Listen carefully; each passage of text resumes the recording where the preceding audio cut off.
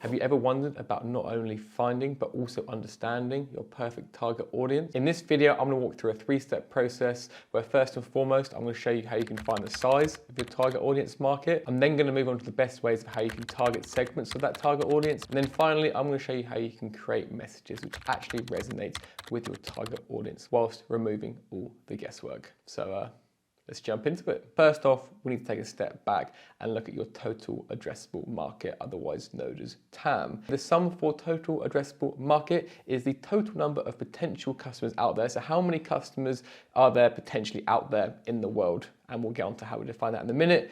And that's times by your annual contract revenue, or ACV. So ultimately, how much in the first year is that customer worth? Then you're going to be left with a sum, which ultimately is your market cap. So how much money could your product make you from targeting your broad target audience market? I'm sure a lot of you, before launching your products or working within a company, know the rough idea of who your target audience market are and the rough size.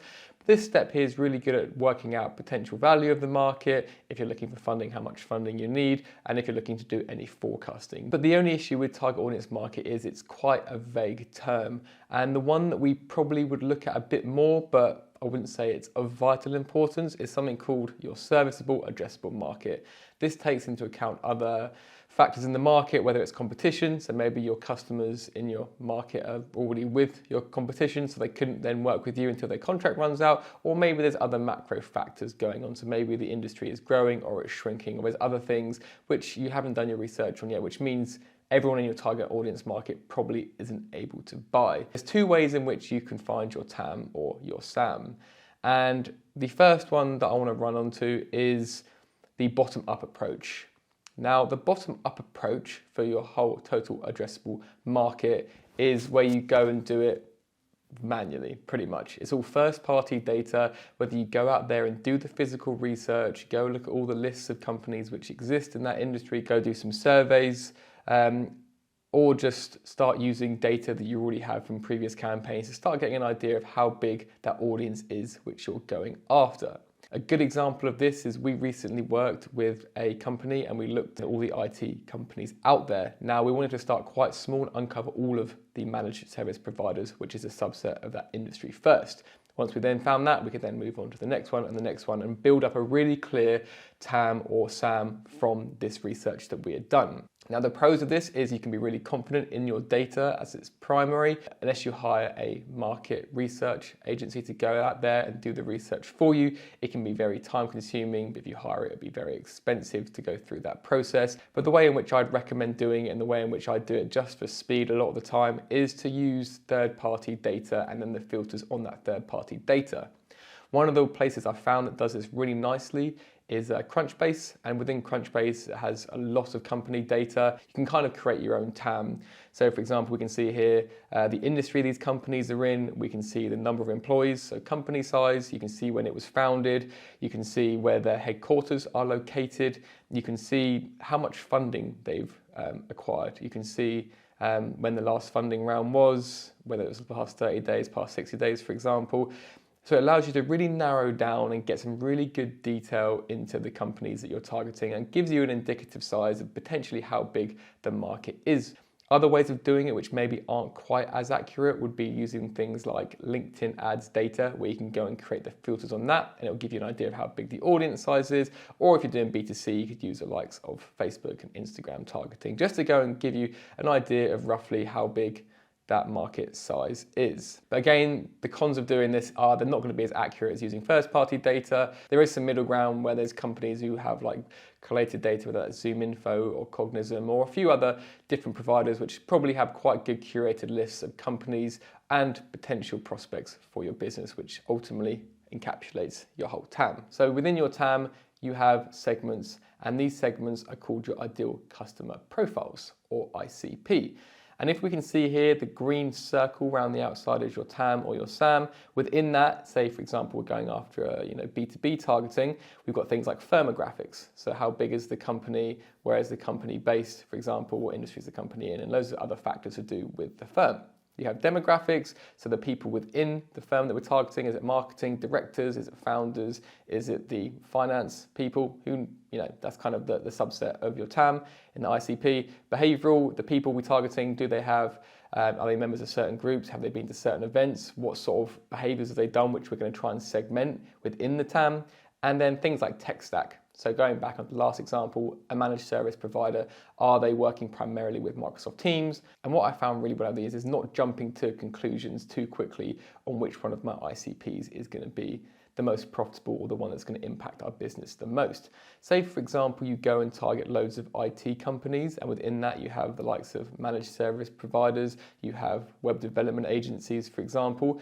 What I'd say initially is you can go and target the whole of your TAM, and then within your TAM, all of your ICPs that you want to go after, and then let the data do the talking for you. Because say, for example, a couple of years ago, going after software companies may have been really profitable because the valuations were really high and there was a lot of venture capital going around for people to spend to increase the growth of their companies. But now the valuation and the tech valuations are much lower. There may be less money, so it means your ICP that you were targeting previously may not be the one you should be targeting anymore. And the way in which you can constantly look to refine your ICP would be through the ad platform data and engagement. So B2B, LinkedIn is a great one of going after. And say for us as a marketing agency, we could target professional services, manufacturing, software companies, and then what we can see over time is the one that may have performed the best last year may not be the one that's performing the best this year. So if you go into your CRM data, you can typically start to see patterns and what industries and what ICPs of yours are coming through and filling out the form.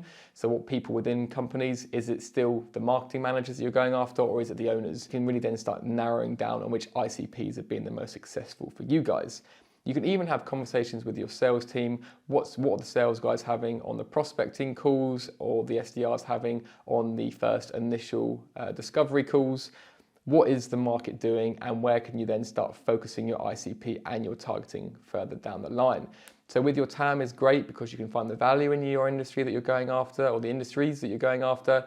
But then your ICP is great because then you can start narrowing down the most profitable segments of your TAM. Finally, when we have ICP, which are the segments, you then have the personas. And once we've worked out exactly which ICP is being really profitable and working quite nicely for you guys, we can then look at personas. And this really helps us not only define where we're targeting and who we're targeting, which ICP helps for, but ultimately what messaging we are providing with the target audience market. And again, this is ever changing.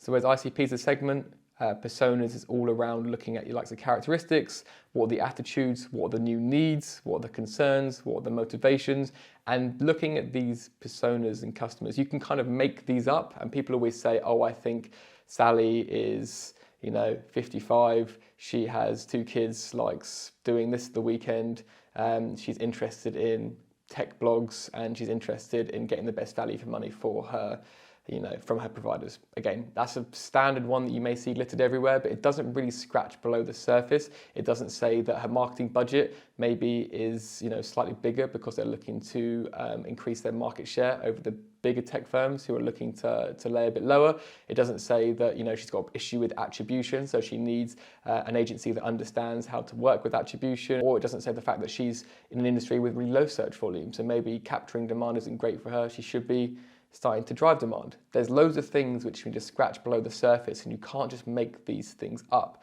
So when looking at your persona data, you can start with a template and start your messaging, but as soon as you start winning clients, you need to start looking at your customer success function. And ultimately your customer success function will start getting to the bottom of why they like your product, what sort of stuff they'd like to see, what are the issues they're having in the market, which your product plugging the gap, where do your competitors excel, what you guys are doing, and potentially what bits can you incorporate into your messaging to start pushing that lever even harder. And this is how I see it in my mind, because I think like TAM, ICP, persona, target audience, loads of different phrases get thrown around when you're talking about who we should target. But the way I see it, and the way that has really benefited us in the past, is saying there's different levels, and at different levels there's different focuses. TAM is all about the forecasting, or the SAM is all about the forecasting, about creating size of the audience. If you add a new product or service, you can then readjust your TAM, or you can start to slowly expand it or decrease it depending on what you found has worked quite nicely. This is really nice to give you the potential of the market. The ICP is all about within your TAM, who is it you're targeting, where do these people hang out, what platforms are getting the most attention from them, and ultimately what's happening in the world in which we may need to look at a shift from this. So looking at your inbound data, You then look at your persona. What are the actual characteristics and pain points of these people that we're looking to target? And the problem is, like I mentioned, that people always use this as a static document. They look at technical Tim from 15 years ago and say, this is still who we're targeting. And this is the only bit of information we have is these personas. We haven't got our, ICP buckets. We haven't got our TAM. We have just these personas which are random. Even though you may have come up with them, and I think you might have a good idea of who they are in your head or spoken to existing customers, the refined process here is all about optimization of these. And as the world changes, people's budgets change, people's perceptions on certain industries change, as they gather more information and get more informed, then persona buyer personas change. And any way you're going to know if they change and what you guys should be predicting and staying ahead of the curve, or at least making sure you're aligned with what people are looking for, is by having those real world conversations, whether that's through sales teams, whether that's through phone call data, whether that's through live chat data, whatever it may be.